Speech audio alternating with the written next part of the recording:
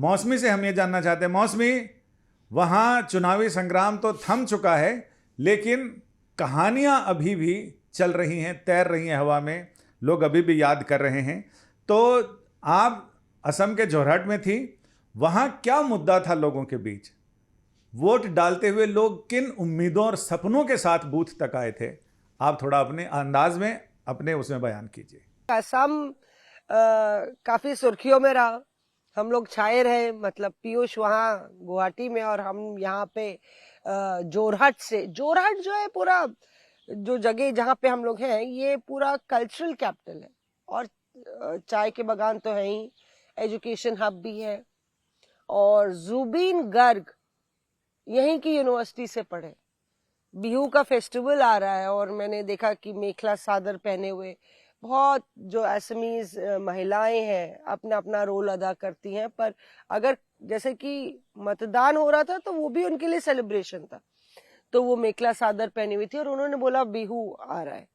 तो वहीं से चर्चा चली आई जुबिन गर्ग की, क्योंकि जुबिन गर्ग एक ऐसे चमकते सितारे थे जिनके जाने के बाद भी वो अभी तक यहाँ पे चमक रहे हैं, लोगों के दिलों में चमक रहे हैं। ये मुझे महसूस हुआ। जिससे भी जुबिन गर्ग की बात करो उसकी आंखों में आंसू था। एक रेस्टोरेंट में हम लोग गए और वो बिल्कुल ऑथेंटिक असमीज रेस्टोरेंट है, सोका करके है या कुछ, और यंगस्टर था वो, 9 साल से चला रहा है।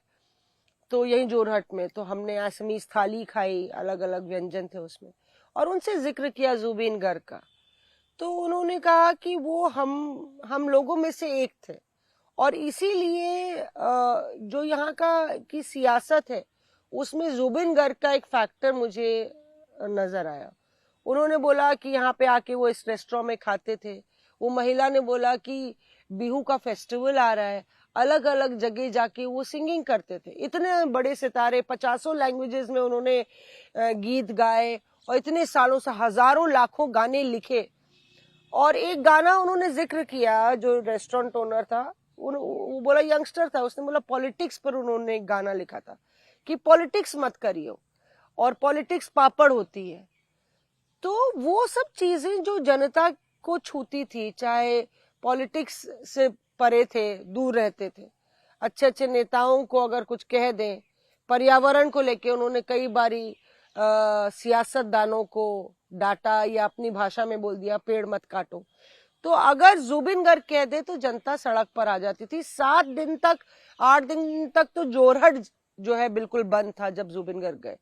तो वो यूथ में वो मैंने देखा कि वो एक तरीके से वो उनको उनके जाने का दुख है और जो कार्रवाई नहीं हुई उससे संतुष्ट नहीं है। तो एक साइलेंट फैक्टर जुबिन गर्ग का यहाँ पे नजर आता है। मौसमी, आपने गौरव गोगोई का इंटरव्यू किया था, उनकी लड़ाई कितनी मुश्किल और चुनौती भरी है और कितनी आसान? आपको क्या दिख रहा है ग्राउंड पे, ये बताइए। गौरव गोगोई जो है अपने फादर, क्योंकि उनके फादर 1970s में यहाँ पे चुनाव लड़े, तो उनकी विरासत को कैसे आगे ले जाएंगे, क्या फैक्टर्स होंगे जो उनके लिए वर्क करेंगे, ये बहुत इम्पोर्टेंट हो जाता है तब जब गौरव गोगोई लगभग 1 लाख से ऊपर के मार्जिन से जोरहट संसदीय क्षेत्र जीते थे। तो आप सोच रहे होंगे कि क्यों आपको लगता है कि मुश्किल हो जाएगा, क्योंकि उनके खिलाफ जो खड़े हैं बीजेपी के विधायक, लंबे पारी खेल चुके हैं, हितेंद्र नाथ गोस्वामी, उन्होंने सारे अपने एनिमीज को न्यूट्रलाइज किया हुआ है और वो कड़ी टक्कर इनको दे रहे हैं। तो पूरी जोरहट जो लोकसभा है इसमें तो 4 हैं, लेकिन कड़ी टक्कर दे रहे हैं। तो एक तो अपोनेंट स्ट्रांग है, दूसरा आप तरुण गोगोई नहीं है। तरुण गोगोई का अपना मिजाज था, अपना अंदाज था। वार्ड कमिश्नर से उन्होंने मुझे बताया, जब उनके घर गए, बड़ा सीधा सिंपल घर है, तो किसी ने बताया यहीं पे वार्ड कमिश्नर थे तरुण गोगोई। उसके बाद उन्होंने सियासत का सफर बतौर वार्ड कमिश्नर के बाद एंट्री ली और सियासत का सफर यहीं से तय किया। जोरहट की शहर के बीच में उनका घर है और अहोम समुदाय से। तो सुबह हमने देखा कि सारे अहोम समुदाय के जितने बड़े लोग हैं वो आशीर्वाद देने आए थे। उनकी माँ डॉली गोगोई, उनको देख के हमने बोला, मैम आपको अगर याद हो तो मैं 10-15 साल पहले आई थी यहाँ पे गोगोई साहब से मिलने, तो उन्होंने चाय पिलाई थी और यहाँ पे इधर उधर, तो बोली मुझे याद है सर आते थे 24 अकबर रोड में।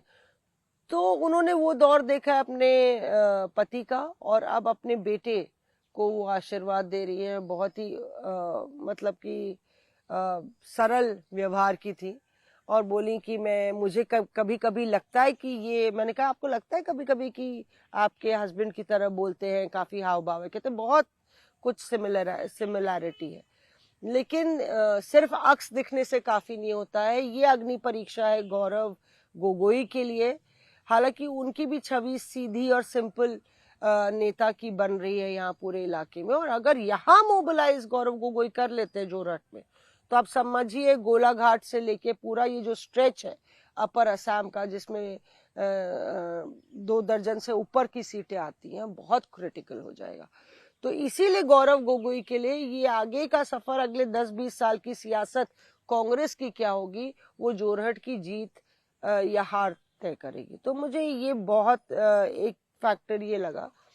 और मतलब कि एक्सपीरियंस ऐसा था कि असम में जब मैं पोलिंग बूथ्स पे गई, तो मैंने देखा कि लोगों को में अपने आप, क्योंकि असम का पोलिंग परसेंटेज भी बम्पर गया है और हर बार वो अपने पिछले रिकॉर्ड को बीट करता है, तो लोग अपने आप आ रहे थे। थोड़ा बदली छाई हुई थी, उसके बावजूद भी सब कोई फैमिली को लेके आ रहा है, कोई बच्चों को लेके आ रहा है। इतना सिक्योरिटी रिस्ट्रिक्शंस या सुरक्षा की वो नहीं थी, मुस्तैदी नहीं थी, लोग रूल्स फॉलो कर रहे थे।